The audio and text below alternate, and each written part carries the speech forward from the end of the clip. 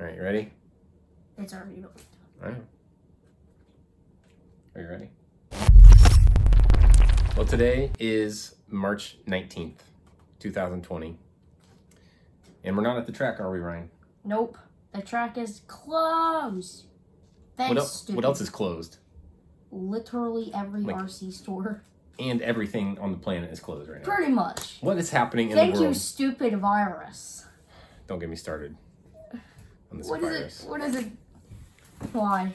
So to make it all worse, there's been something that Ryan has been asking for so long. And what is it? This thing. What do we have here? TLR 22.3 buggy. 22 3.0 buggy. It's 1/10 scale. And this is Ryno's first off-road buggy. It's two-wheel drive. And we bought it as a roller. He got it for his birthday. His birthday is actually tomorrow. But we did it a few days early. Yeah. And so we got it as a roller. And here, can you take the lid off of it? And maybe you can show off a little bit about all the stuff we've done. So, here's the inside. It's a little messy. We'll fix them later. But we have a hobby wing motor ESC combo. This is a 17.5 turn. So we can run stock in the club racing, right? Yep. Yep. And there's also a sensor cable. It's a sensored motor. Very good. Yeah. Yep. But there's the ESC, hobby wing ESC. Yeah. Receiver, a Futaba receiver right here. It's a 34 or a 304 receiver. And then we have a little issue with our servo, right? No, we got this servo. This is just a cheapy servo we found on Amazon. Yep. But it seems to be not fitting. Maybe not quite a standard size of the servo body. So we're having a little issue. It's rubbing up against some of the steering linkage. Yep. So we're kind of rethinking that. But this is Ryan's first buggy car. We've learned a lot. We've had to learn how to solder. We had to learn how to coil cables. Yeah, we soldered all that. It's not the neatest thing we've ever done. Yeah, there's the coiling we did. It's not the neatest, but it's a good start for a first buggy. He's going to be running on carpet there at Ian Hobbies and the Ian Raceway up in Columbus. So carpet tires. Once the virus is over, we'll find a way to get some.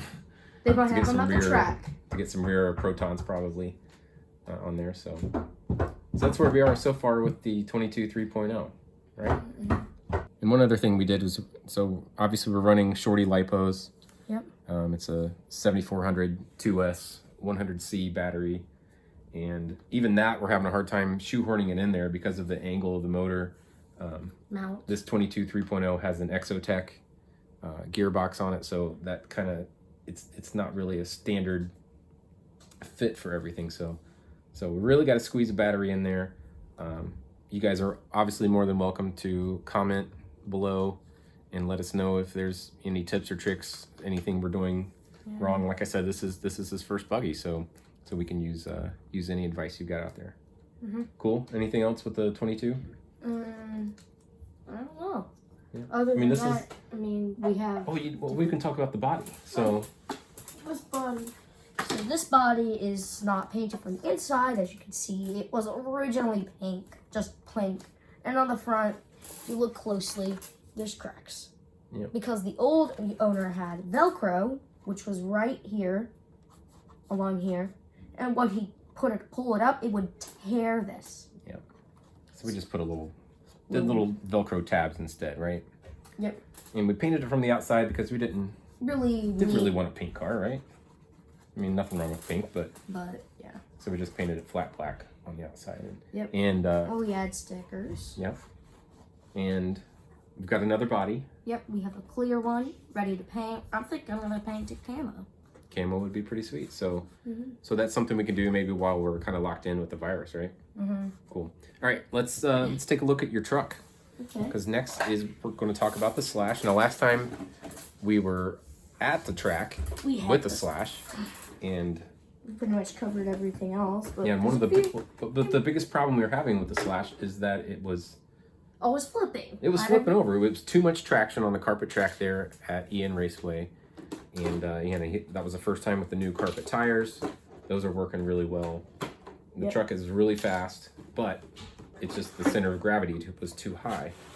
So what we did was we found a hack on how to lower the suspension by putting tubing inside the shocks. That lowers the car. And if I put it on the ground, you'd see how low it is. Yeah, so it's way, way, way lower. And obviously we have not had a chance to drive it with the shocks the way they are. We're not real happy with how springy the front is. It's pretty stiff. The rear I think is in really good shape. So we might end up raising the front shocks just a little bit more, or maybe softening up the oil or the springs. So, but that's yet to be done. Something else we need to try out. That's the only other thing we've done to this since we were last on it, right, Ryno? Mm-hmm. Yep. And then there's one other project. You can put that away and grab the little toy we have behind us here. This is my dad's old car from when he was a kid. So this is an old Tamiya. It's the TA-02 chassis style. And it's got the Alpha 155 V6 body. And this car is 30 years old. Quite literally. The batteries are pretty much dead. The batteries that came with it are dead. Yeah, dead. My dad bought this for me and my brother when we were like maybe 12, 13 years old. And, it came as a kit. We put it together. And, as we got a little too old to play with toys like that, we just put it away. And sat in my parents' house for a while, sat in my brother's house for a while, sat in our barn for a while. And it was pretty gross, right? Like I've got some pictures of it before I even started taking it apart, so you can see those. And it was disgusting. And now you can look at it and you can see what we've done. We've taken it all the way apart. Every little tiny piece, even all the gears in the gearbox, we took all of them apart, downloaded the instruction manual, and put it all back together. Yep. And other than there's a few things that we had to kind of fix along the way. The motor mount was obliterated. It was a plastic motor mount, so it's hard to see, but we have an aluminum motor mount now that was shipped from Australia. So that took a while. So that took like 3 weeks to come in. The ESC, the original ESC that came with it was a mechanical ESC, right? So it would use a servo underneath to flip it to move a dial, which would control resistance. Yep. So we got rid of the mechanical ESC and went with a hobby wing brushed ESC because we're still running the original stock brushed motor. We got a stainless steel drive shaft, a new radio. We bought a new radio. Yeah. And so we're running a new receiver with that. Still the stock steering servo. So we're going to see how that works. It's a little noisy. It's a little noisy when we fired it up. And that's another issue we're having is that the little slot here for the batteries is made for the old Subsea 6L NiCad batteries. And we're still looking for a power plant for this. But we did hook it up to some other TRX connected batteries because it's a connector we're running there.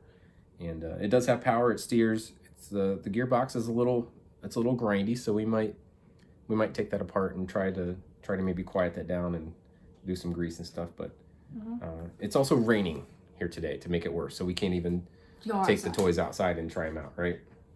I mean, maybe the slash we could, but it's just gonna get real dirty, right? So we're gonna hope for the virus to go away, and we're gonna hope for the rain to go away. Yeah. And we're gonna wish Ryno here a super happy birthday. And congratulate him on his new 22 3.0. You can see he's even wearing he's got the swag already. He's ready to go to the track and represent Team Low C Racing. So hopefully soon we can either have more updates or we can actually get out on the track and try some stuff. So till next time, happy birthday, Ryno. Love you, kid.